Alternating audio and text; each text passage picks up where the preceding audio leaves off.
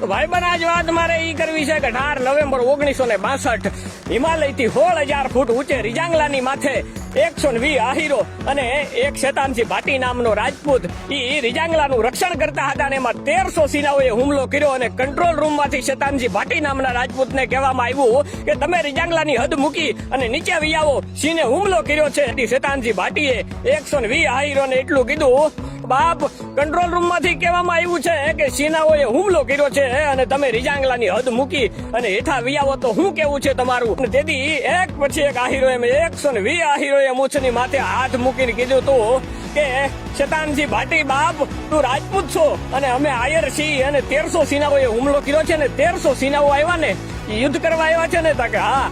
અને તેથી એક પછી એક આહીરોએ મૂછની માથે હાથ મૂકીને કીધું, હાય શેતાનજી ભાટી બાપ, ઈ 1300 સેનાઓ જો યુદ્ધ કરવા આવ્યા હોય તો અમે કાંઈ અહીંયા હાડુભાઈના લગ્નના લાડવા ખાવા નથી આવ્યા, માં ભમની માટે મરવા જ આવ્યા છીએ. અને હવે પછી 13,000 સેનાઓ આવે અને અહીંથી પાછું વળવાનું જો અમે વિચાર કરીએ ને તો આયરના પેટના ન કહેવાય. અને 120 આહીરો અને શેતાનજી ભાટી રીજાંગલામાં લડ્યા. 113 આહીરો કાયમ આવ્યા અને સામે 1300 સેનાઓને મારી નાખ્યા. કેવડી મોટી ઘટના બની હશે. 113 આહીરો કાયમ આવ્યા અને એમાંથી 7 જેટલા ઘાયલ થયા અને સામે 1300 સેનાઓને મારી નાખ્યા. યુદ્ધ પૂરું થયું ત્યારે ચીનનો સેનાપતિ એમ કહેતો હતો કે જયારે એ આહીરો પાસે હથિયારો ખૂટી ગયા ત્યારે એ આહીરો પકડી અને અમારા સેનાઓને ઉભા ચીરી નાખતા હતા.